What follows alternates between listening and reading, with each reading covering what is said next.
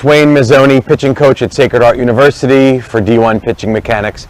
And what I want to talk about today is your pitching practice. Pitching to me is the most under-practiced thing we do in any sport. Okay? Hockey goalies take slap shots all day long. Golfers hit 1,000,000 balls off the driving range. Tennis players serve all day long. Shortstops take ground balls. Hitters hit all day. Yet a lot of pitchers throw an outing in a game, one bullpen, and very little else to really develop themselves. And the reality is that pitching can be practiced in a multitude of other ways that you don't necessarily need to throw 60 feet or whatever your distance is at your level all the time. And our arms won't let us do that, right? We know our arm's not going to let us throw 100 pitches hard as we can every single day. So what can we do to develop? I'll give you a lot of ideas. Number one is, anytime we're playing catch, we're actually working on our pitching. Because the reality is just stepping and throwing and playing catch is pretty darn close to pitching, with the exception of bringing up our leg for power and driving back here to throw harder, right? Because infielders have to get rid of the ball. Everyone else is on time that they have to get rid of a ball for some reason. Whereas pitchers, we can let it ride out and build up, even with a runner at first or second where we're trying to be quick to the plate.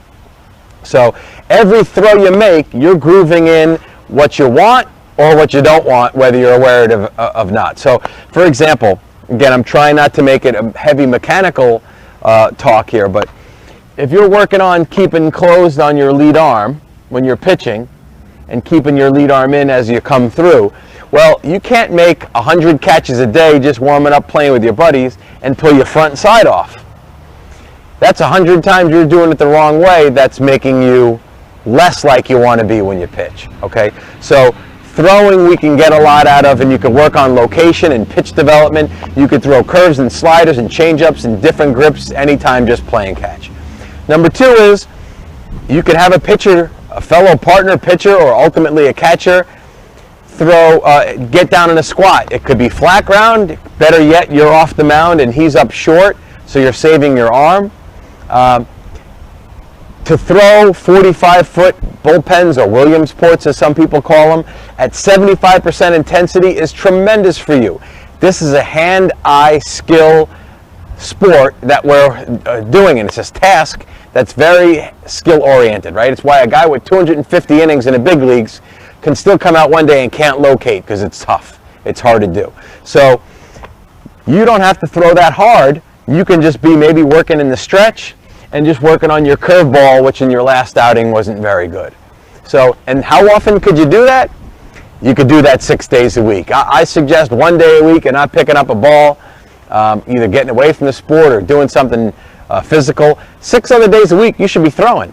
You should be throwing, whether it's live, a bullpen, a touch and feel, just working on those pitches, a flat ground, a short box, a Williamsport, playing catch. It doesn't matter. You can learn a lot every time you throw a baseball, okay? Then you also have things that don't require actually throwing a baseball. And that could be hat drills, where you're actually holding on to your hat, or a towel drill. And depending on who's watching this, some of them love the towel drill and other people hate the towel drill, and I fall right in between, and I'll tell you why. I like the hat drill and the towel drill, which basically is pitching while throwing a towel or a hat.